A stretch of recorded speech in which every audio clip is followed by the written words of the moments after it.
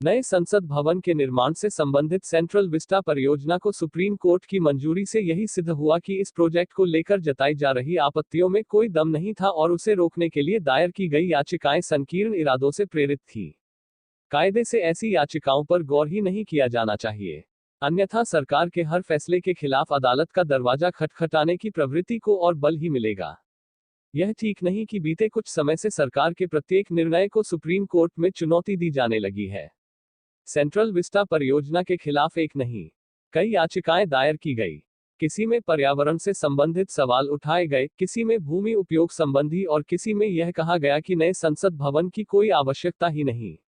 इन याचिकाओं के अलावा कई विपक्षी दलों ने अनावश्यक आपत्तियां उठाए।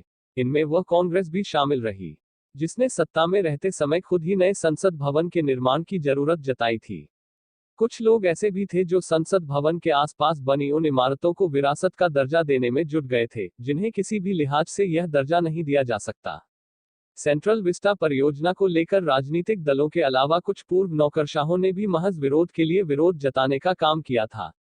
हैरत नहीं कि अब वे यह कहकर अपने को सही ठहराने की कोशिश करें कि सुप्रीम कोर्ट की 3 सदस्यीय पीठ के एक सदस्य ने बहुमत से दिए गए फैसले के विपरीत राय व्यक्त की। जो भी हो, इसकी अनदेखी नहीं की जा सकती कि बहुमत से दिया गया फैसला अलग राय व्यक्त करने वाले न्यायाधीश के निष्कर्षों की काट ही करता है। आशा है सुप्रीम कोर्ट के फैसले के बाद सेंट्रल विस्टा परियोजना का काम तेजी से आगे बढ़ेगा और वह तय समय में पूरा होगा। नए संसद भवन की आवश्यकता केवल इसलिए नहीं थी कि वह पुराना पड़ चुका था, बल्कि इसलिए भी थी कि मौजूदा संसद भवन भविष्य की जरूरतों को पूरा करने में सक्षम नहीं था। एक उल्लेखनीय बात यह भी है कि नए संसद भवन के निर्माण से उस पैसे की बचत भी होगी, जो फिलहाल अलग अलग इमारतों में चल रहे विभिन्न मंत्रालयों के रखरखाव में खर्च होते हैं। नया संसद भवन कार्य संस्कृति सुधारने में भी सहायक साबित होगा।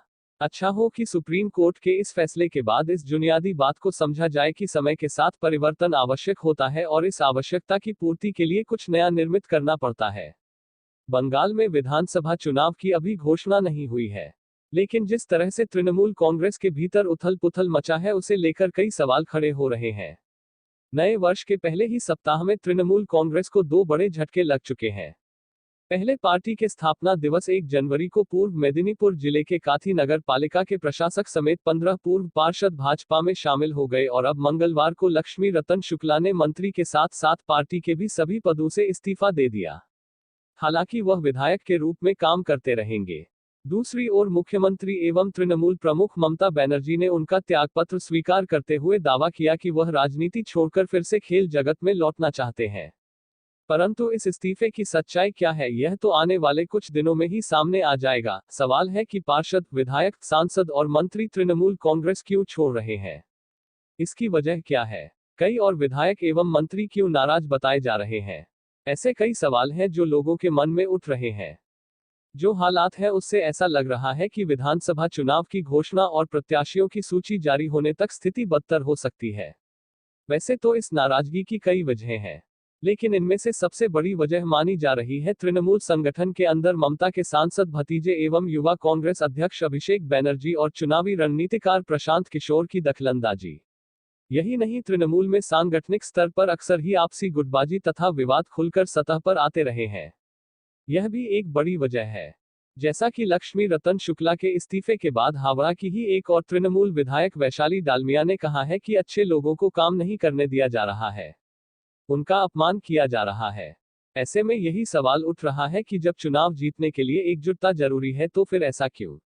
इससे पहले भी तृणमूल के कई नेताओं ने पार्टी का दामन छोड़ा है। इस्तीफा देने वालों में ममता बनर्जी की सरकार में कद्दावर मंत्री रहे सुवेंदु अधिकारी शामिल हैं।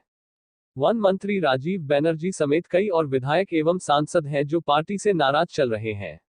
ऐसी हालत में आने वाले समय में तृणमूल में और उथल पुथल मच सकती है।